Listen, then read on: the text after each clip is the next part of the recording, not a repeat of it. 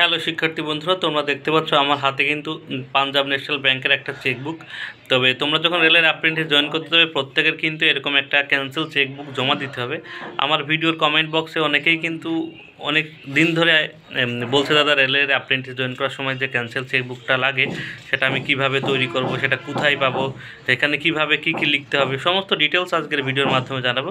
তোমরা অবশ্যই ভিডিওটি প্রথম থেকে শেষ পর্যন্ত থাকবে, তাহলে অবশ্যই ক্যান্সেল বুক সম্পর্কে সমস্ত ইনফরমেশন তোমরা কিন্তু পেয়ে যাবে।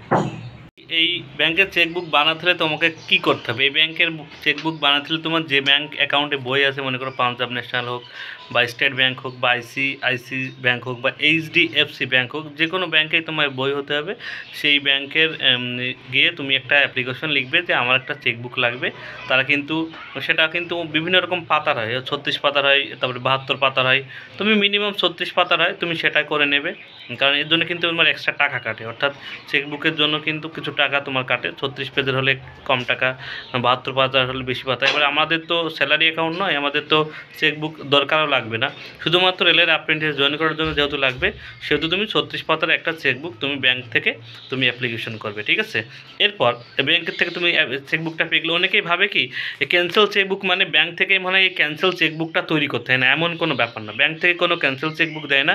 এই যে চেকবুকটা দিচ্ছে বা যে চেকবুকটা আমার হাতে দেখছো, এই চেকবুকের ওপরই কিন্তু ক্যান্সেলটা লিখে দিতে হয়, বাস এটাই হলো ক্যান্সেল চেকবুক। এমন কোনো ব্যাপার নেই।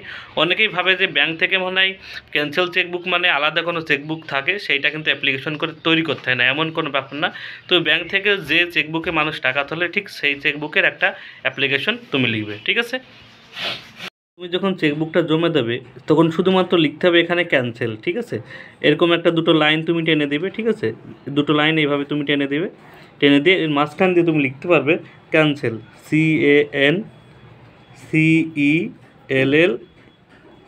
CANCELLED, এই ক্যান্সেল। শুধুমাত্র এই ক্যান্সেল লিখে তুমি জমা দেবে, এখানে কোনো ডেট দেবে না, কোনো সাইন করবে না, বাস শুধুমাত্র তোমার ব্যাংকের চেকবুকটা যে তুমি চেকবুক তুমি যে ব্যাংকের যে ডিটেলস দিয়েছো সেটা যাচাই করার জন্য কিন্তু ক্যান্সেল চেকবুকটা নেই। এখানে কোনো কিছু লিখতে হয় না, ঠিক আছে? এরকম লিখে তুমি এই পেজটা ছেড়ে তুমি কিন্তু অ্যাপ্রেন্টিসে জয়েনিং করার সময় তুমি কিন্তু এটা জমা দিয়ে দেবে, ঠিক আছে? এইটাই হলো ক্যান্সেল চেকবুকের সমস্ত বিষয়। তবে বলে রাখি, অ্যাপ্রেন্টিসে জয়েন করার সময় যে চেকবুকটা তুমি দেবে সেটা শুধুমাত্র গ্রামীণ ব্যাংক বাদে যে কোনো ব্যাংকের ক্যান্সেল চেকবুক দিলেই কিন্তু হবে।